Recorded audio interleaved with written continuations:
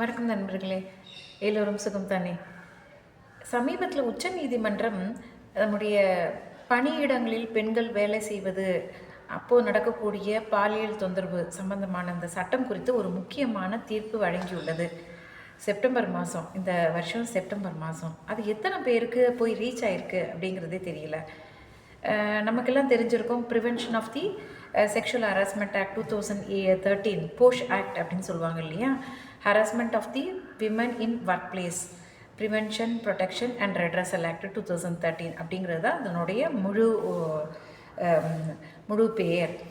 இந்த சட்டம் இயற்றப்பட்ட பிறகு பெண்களுக்கான பாதுகாப்பு பணியிடங்களில் உறுதி செய்யப்பட்டது. அதுக்கான அப்படி ஏதாவது பிரச்சனைகள் ஏற்படும் பொழுது அந்த ஒவ்வொரு அலுவலகத்திலும் ஒரு லோக்கல் கம்ப்ளைண்ட்ஸ் கமிட்டி அதை உருவாக்கி அந்த கமிட்டியில் இவங்கெல்லாம் கம்ப்ளைண்ட் கொடுக்கணும். அதுவும் அந்த கம்ப்ளைண்ட்டை அந்த செக்ஷுவல் ஹராஸ்மெண்ட் நடந்ததாக சொல்லப்படுகிற நாளிலிருந்து 3 மாதங்களுக்குள்ளே கொடுக்கணும். இல்லை அப்படி உடனடியாக கொடுக்க முடியலன்னா அந்த லோக்கல் கம்ப்ளைண்ட்ஸ் கமிட்டி அனுமதி அளிக்கும் பட்சத்தில் ஒரு 6 மாதத்துக்குள்ளே கொடுத்துடணும் அப்படிங்கிற மாதிரி ஷரத்துக்கள்லாம் வகுக்கப்பட்டு அந்த சட்டம் இப்போ இன்றைக்கி வரைக்கும் செயல்பட்டு கொண்டு வருகிறது. இப்போ சமீபத்தில் சினிமா துறையில் கூட இந்த மாதிரி ஒரு பாலியல் அத்துமீறல்லாம் நடந்ததாக சொல்லி பாடகி சின்மயி கருத்து தெரிவித்து அதுக்கு பயங்கர விமர்சனங்கள்லாம் எழுந்ததெல்லாம் நம்மெல்லாம் பார்த்துட்டு தான் வந்திருந்தோம். நிறைய பேர் கேட்டது என்னென்னா, ஏன் இது இத்தனை வருஷம் கழித்து நீங்கள் சொல்கிறீங்க, ஏன் நீங்கள் காவல் நிலையத்தில் உடனடியாக போய் புகார் கொடுக்கல அப்படிங்கிற மாதிரி கேள்விகள்லாம் எழுப்பப்பட்டது.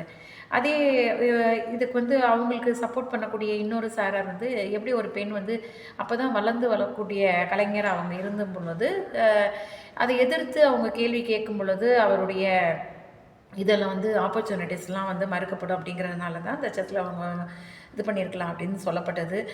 இந்த குற்றச்சாட்டை அவர் எடுத்த உடனே அவருடைய வாய்ப்புகள் எல்லாம் படத்தில் வாய்ப்புகள், பாடக்கூடிய வாய்ப்புகள்லாம் கணிசமாக குறைஞ்சதெல்லாம் நம்ம பார்த்துக்கிட்டு தான் வந்தோம்.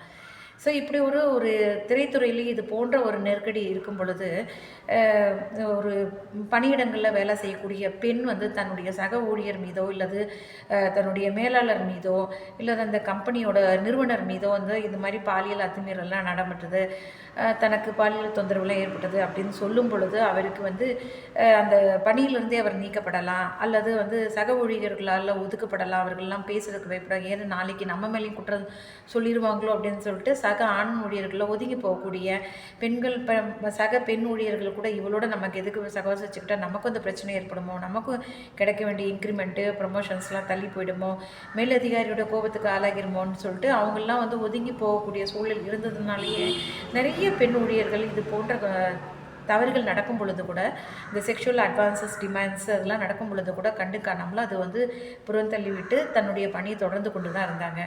இதெல்லாம் கருத்தில் வச்சு தான் நம்மளுடைய மாண்புமிகு சென்னை உயர்நீதிமன்றம் மற்றும் சில உயர்நீதிமன்றம் கூட இது போன்ற குற்றச்சாட்டுகள் லோக்கல் கம்ப்ளைண்ட்ஸ் கமிட்டியில் காலதாமதமாக கொடுக்கப்பட்ட பொழுது இந்த மாதிரி 3 மாதங்களுக்குள்ளே இல்லை 6 மாதங்களுக்குள்ளே அவங்க கம்ப்ளைண்ட் பண்ணலை, அந்த பாலியல் அத்துமீறல் நடந்ததாக சொல்லப்படுகின்ற குற்றச்சாட்டு சொல்லப்படுகின்ற இந்த கால கெடுவிலேருந்து தாண்டி தான் அவங்க ஃபைல் பண்ணியிருக்காங்க அப்படிங்கிறதெல்லாம் இந்த எது தரப்பில் எழுப்பப்படும் பொழுது நம்மளுடைய மாண்புமிகு உயர்நீதிமன்றம் கூட என்ன சொல்லியிருக்குன்னா அந்த சக ஆண் ஊழியர் யார் மேலும் குற்றச்சாட்டு எழுப்பப்பட்டதோ அவர் அங்கே கண்டினியூவாக ஒர்க் பண்ணிட்டு இருக்கும் பொழுது அவங்க அந்த கண்டினியூங் செக்ஷுவல் ஹராஸ்மெண்ட் அவரை பார்க்கும் பொழுதெல்லாம் அது வேணால் அந்த டிமாண்ட் அந்த நேரத்துக்கு நிறுத்தியிருக்கலாம் இருக்கும்.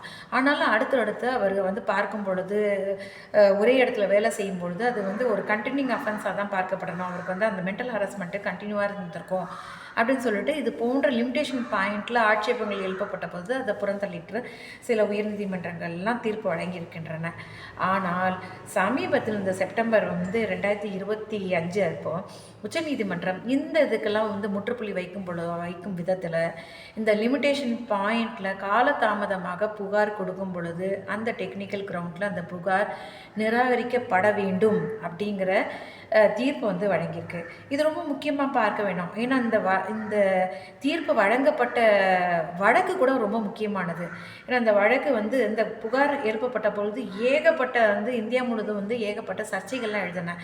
ஏன்னா புகார்தாரர் வெஸ்ட் பெங்காலில் இருக்கக்கூடிய Calcutta National University of Jurisdiction சயின்சஸில் ஒரு ஃபேக்கல்ட்டி மெம்பராக ஒர்க் பண்ணிட்டு இருந்தவங்க வினிதா பட்நாயக் அப்படிங்கிறவங்க. அவங்க எழுப்பின குற்றச்சாட்டு யார் மேலேன்னா அந்த வைஸ் சான்சலர் அப்போதைய வைஸ் சான்சலர் மேலே தான் அவங்க வந்து எழுப்புனாங்க.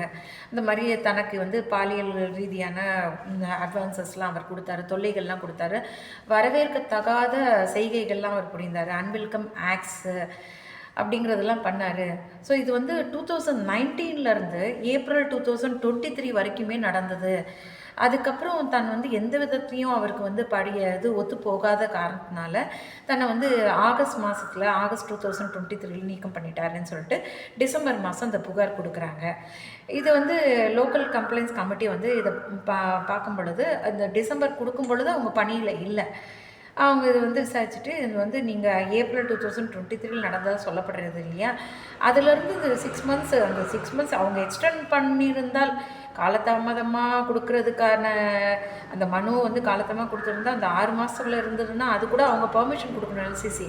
ஸோ இது அதை தாண்டியும் கொடுக்கப்பட்டிருக்கு அப்படிங்கிறதுனால அந்த எல்சிசி அதை ரிஜெக்ட் பண்ணிடுறாங்க. இதை எதிர்த்து வந்து அவங்க வினிதா பட்நாயக் வந்து உயர்நீதிமன்றத்தை நாடுறாங்க, கல்கட்டா ஹைகோர்ட்டு. கல்கட்டா ஹைகோர்ட் என்ன சொல்லுது, இந்த டெக்னிக்கல் மற்ற நம்ம மெட்ராஸ் ஹைகோர்ட்லாம் சொல்லியிருக்குன்னு சொல்கிறேன்.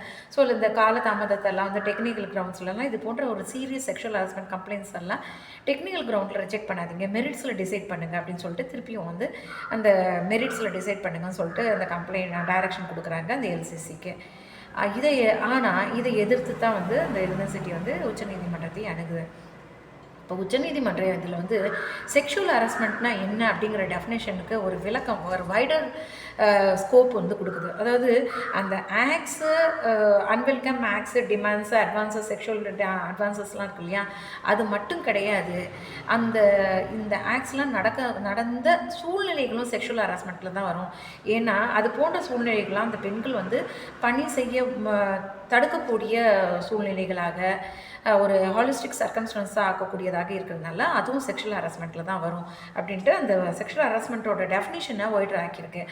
ஆனால் இந்த கம்ப்ளைண்ட் வந்து ரொம்ப காலதாமதமாக ஃபைல் பண்ணப்பட்டிருக்கு அப்படின்ட்டு ரிஜெக்ட் பண்ண எல்சிசியோட அந்த லோக்கல் கம்ப்ளைண்ட்ஸ் கமிட்டியோட உத்தரவு வந்து ஏற்றுக்கிட்டு உயர்நீதிமன்றம், கல்கட்டா உயர்நீதிமன்றம் கொடுத்த தீர்ப்பு வந்து ரத்து செய்து அந்த எல்சிசி கொடுத்த உத்தரவு வந்து அதை ஒத்துக்கிட்டு அதை கன்ஃபார்ம் பண்ணி உத்தரவு பிறப்பிக்கிறது. இது ஒரு விதத்தில் பார்த்தா வந்து நிறைய இது போன்ற புகார்களை வந்து ஒரு மன தைரியம் பெற்று பெண் ஊழியர்கள் வந்து புகார் கொடுக்க முன்வரும் பொழுது இது போன்ற ஒரு தயக்கம் ஏற்பட்டு பின்னால் கொடுக்க வரும் பொழுது இந்த காலதாமதத்தை காண்பித்து அவர்களுடைய புகார்கள் நிராகரிக்கப்படலாம் அப்படிங்கும் பொழுது இந்த சட்டத்தின் நோக்கத்தையே வந்து அது தடுத்துருமோ அப்படிங்கிற ஒரு கேள்வி நமக்குலாம், அந்த அச்சம்லாம் நமக்குள்ளே இருக்கலாம். ஆனால் இந்த டெக்னிக்கல் கிரவுண்ட்ஸில் ரிஜெக்ட் பண்ண அதே சமயத்தில் உச்சநீதிமன்றம் இன்னொன்று முக்கியமாக பதிவு செய்யுது. டெக்னிக்கல் கிரவுண்ட்ஸ் இந்த புகார் பதிவு செய்யப்பட்டாலும் இந்த தீர்ப்பு குறித்த விவரங்கள்லாம் அவருடைய ரெசியூமில் இது பதிவு செய்யப்பட வேண்டும். ஏன்னா ஃப்யூச்சரில் இதே போன்ற புகார்கள் அவர் மீது எழுப்பப்படும் பொழுது இது தூசி தட்டப்படும் அப்படிங்கிறத உச்சநீதிமன்றம் தெளிவாக குறிப்பிட்டிருந்தது. ஸோ இது ஒரு இடத்துல ஒரு நல்ல வரவேற்க தகுந்த அம்சம் தான். ஸோ காலதாமதமாக புகார் கொடுக்கப்பட்டது என்று நிராகரிக்கப்பட்டாலும் சம்பந்தப்பட்டவர் வந்து அந்த குற்றம் இழைத்ததாக குற்றம் சாட்டப்பட்ட நபர் வந்து கண்காணிப்பு வலயத்திலேயே தொடர்ந்து வைக்கப்படுவார் அப்படிங்கிறதே அவர் மீண்டும் இது போன்ற தவறுகள் செய்யாமல் தடுக்கப்படும் அப்படின்னு நினைக்கிறேன்.